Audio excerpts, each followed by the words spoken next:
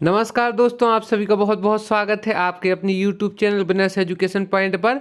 आज के इस वीडियो में हम बहुत ही महत्वपूर्ण विषय जो कि कई अभ्यर्थियों को कठिन लगता है उस पर चर्चा करेंगे। साथ ही साथ डिस्क्रिप्शन बॉक्स में जाकर इंस्टामोजो के लिंक के माध्यम से आप हमारे लोक प्रशासन आदि सभी सब्जेक्ट के नोट्स परचेस कर सकते हैं।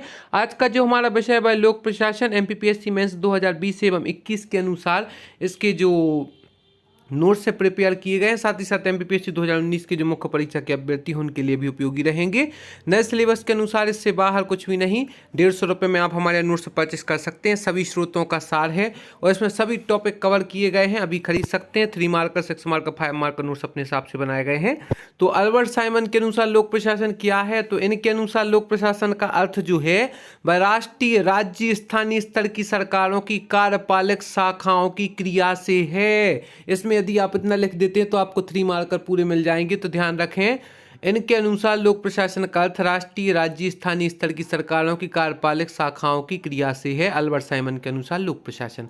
अब यदि हम बात करें प्रशासन व लोक प्रशासन में अंतर, तो यह जरूर प्रश्न पूछा जा सकता है, 5 मार्कर में आएगा। तो प्रशासन जो है यह व्यापक दृष्टिकोण होता है प्रशासन का, और लोक प्रशासन यह संकुचित है।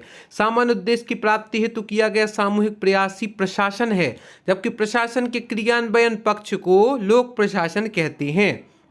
प्रशासन एक प्रक्रिया है जिसमें जन सामान्य के कल्याण हेतु कार्य किया जाता है, जबकि लोक प्रशासन जो है वह एक तंत्र है, पूरा का पूरा तंत्र होता है लोक प्रशासन, जो विभिन्न जन कल्याण के कार्यों को क्रियान्वित करता है।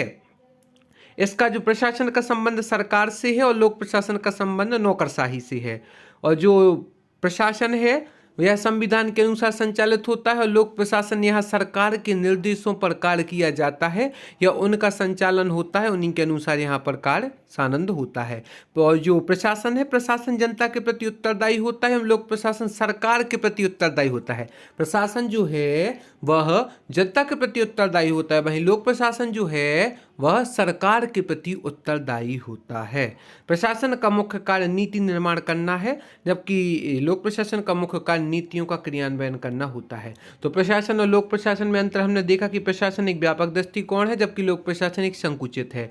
और प्रशासन जो है सामान्य उद्देश्य की प्राप्ति हेतु किया गया सामूहिक प्रयासी प्रशासन है, और लोक प्रशासन जो है प्रशासन के क्रियान्वयन पक्ष को लोक प्रशासन कहती हैं। संबंध प्रशासन का सरकार से है, जबकि जो लोक प्रशासन जो है उसका संबंध नौकरशाही से है। प्रशासन जनता के प्रति उत्तरदायी होता है, जबकि लोक प्रशासन सरकार के प्रति उत्तरदायी होता है। इसके बाद जो है लोक प्रशासन की सीमाएं दी गई हैं। और हम एक महत्वपूर्ण प्रश्न आपको और बता दें, 3 मार्कर में यदि पूछा जाता है तो प्रबंधन क्या है। लूथर गुलिक के अनुसार संसाधन, यदि आप कोई भी डेफिनेशन लिखते हैं और उसके आप लेखक या रचयिता या जिनने यह डेफिनेशन दी उनके बारे में लिखते हैं, तो इससे जांचने वाली पर बहुत ही अच्छा इंप्रेशन पड़ता है। तो इस हिसाब से आप व्यवस्थित आंसर दे सकते हो। जितना आप डायग्राम वगैरह का उपयोग करेंगे, चार्ट का उपयोग करेंगे, और जितनी व्यवस्थित आपकी राइटिंग होगी उतना जांचने वाली पर उसका सकारात्मक प्रभाव पड़ता है और आपको फुल मार्क्स मिलते हैं। तो लूथर गुलिक के अनुसार संसाधनों का समुचित उपयोग कर लक्ष्यों को प्राप्त करने को ही प्रबंधन कहते हैं। संसाधनों का युक्तिसंगत प्रयोग प्रबंधन कहलाता है, और समन्वय लक्ष्य प्राप्ति इसके अंग है। पहला तो है समन्वय, दूसरा है संसाधनों का युक्तिसंगत प्रयोग, और तीसरा है लक्ष्य प्राप्ति। यह प्रबंधन के 3 प्रमुख बेसिक इंडीड है। इसके बाद में जो है प्रशासन व प्रबंधन से जुड़ी हुई विभिन्न विचारधारा बताएं, तो अमेरिकन विचारधारा है विद्वान शूल्ज रॉबिन्सन। प्रशासन व्यापक दृष्टिकोण है जिसमें प्रबंधन शामिल है। इन्होंने प्रशासन के जो दृष्टिकोण है इसको बहुत ही व्यापक बताकर प्रबंधन को उसमें शामिल किया है, और एक एंग्लो विचारधारा भी है।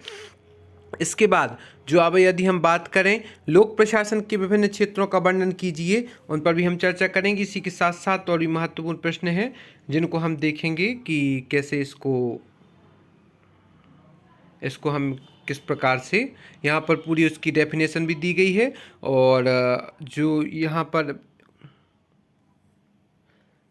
विकसित देशों में लोक प्रशासन की भूमिका को समझाइए, तो विकसित समाजों में लोक प्रशासन की निम्न विशेषताएं हैं।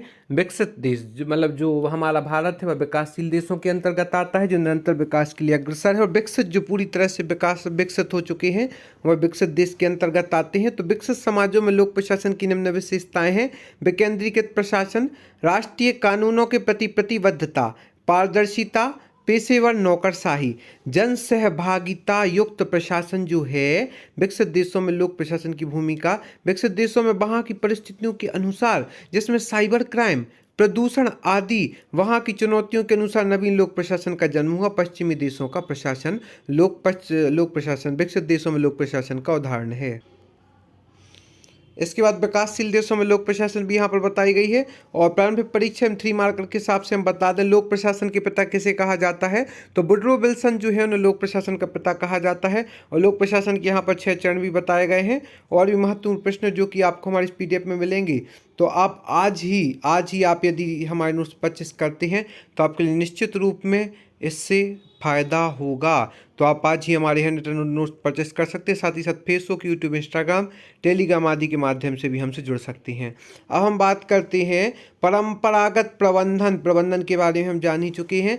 वैज्ञानिक प्रबंधन में अंतर, तो जो परंपरागत प्रबंधन होता है कार्य नियोजित ढंग से नहीं किए जाते हैं, जबकि वैज्ञानिक प्रबंधन में योजनाबद्ध तरीके से कार्य संपन्न किए जाते हैं। यह स्वामी सेवक अवधारणा पर आधारित था परंपरागत प्रबंधन, जबकि जो वैज्ञानिक प्रबंधन है यह मानसिक क्रांति अवधारणा पर कार्यरत है।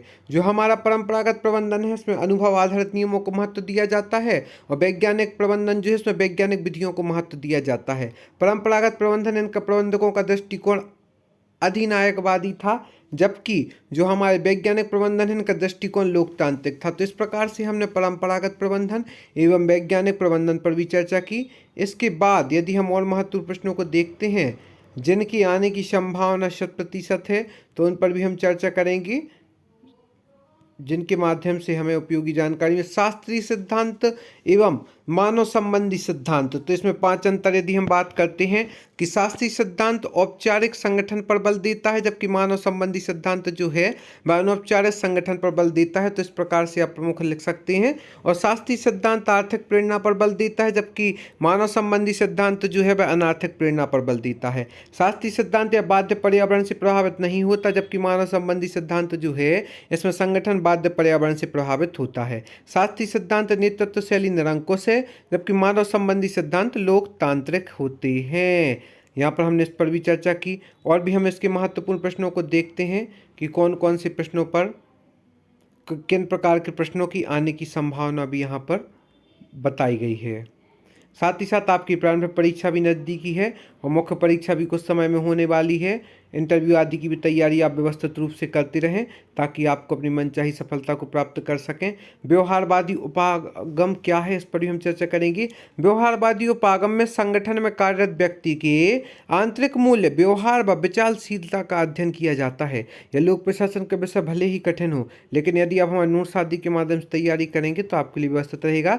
व्यवहारवादी उपागम में संगठन में कार्यरत व्यक्ति के आंतरिक मूल्य, व्यवहार व विचारशीलता का अध्ययन किया जाता है। व्यवहारवादी आंदोलन के जनक थे डेविड इंस्टन। लोक प्रशासन के क्षेत्र में इसका विकास जो है अल्बर्ट साइमन व चेस्टर बर्नेड ने किया है।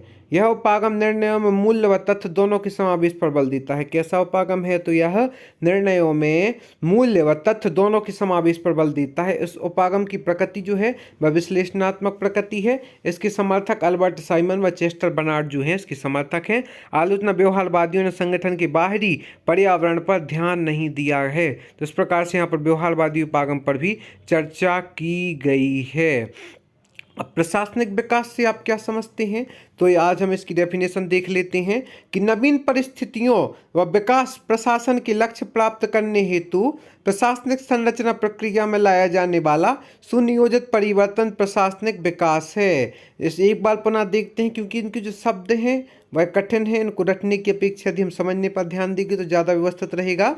नवीन परिस्थितियों व विकास प्रशासन के लक्ष्य प्राप्त करने हेतु प्रशासनिक संरचना प्रक्रिया में लाया जाने वाला सुनियोजित परिवर्तन प्रशासनिक विकास कहलाता है। इसके बाद इसके महत्व पर यदि हम चर्चा करते हैं तो प्रशासनिक विकास के महत्व है कि इससे प्रशासन की कार्यकुशलता व दक्षता में वृद्धि होती है, नीतियों और योजनाओं का बेहतर क्रियान्वयन होता है, यह कल्याणकारी राज्य की स्थापना में सहायक होता है, इससे भ्रष्टाचार में कमी आती है और लाल फीताशाही में भी कमी आती है, कर्मचारियों का मनोबल बढ़ता है। इस प्रकार से प्रशासनिक विकास एक लोक प्रशासन में महत्वपूर्ण भूमिका का निर्वहन करता है। साथ ही साथ और भी महत्वपूर्ण टॉपिक है जो आपको हमारी महत्वपूर्ण PDF में देखने को मिले मिलेंगी। तो आज ही आप हमारे डिस्क्रिप्शन बॉक्स में जाकर इंस्टा मौजू के लिंक के माध्यम से हमारे नोट्स परचेस कर सकते हैं। आज आपके लिए सुनहरा अवसर है जब आप मात्र 150 रुपये में हमारे नोट्स परचेस कर सकते हैं। साथ ही साथ अन्य विषयों की ऊर्जा, पर्यावरण, एथिक्स, पॉलिटी, जियोग्राफी आदि सभी सब्जेक्ट के नोट्स परचेस कर सकते हैं। तो सुनहरा अवसर का समुचित मात्रा से लाभ लें। आप सभी का बहुत बहुत धन्यवाद हमारे इस वीडियो को देखने के लिए। हम आशा करते हैं आगे आप हमारे साथ यूं ही जुड़ी रहेंगी।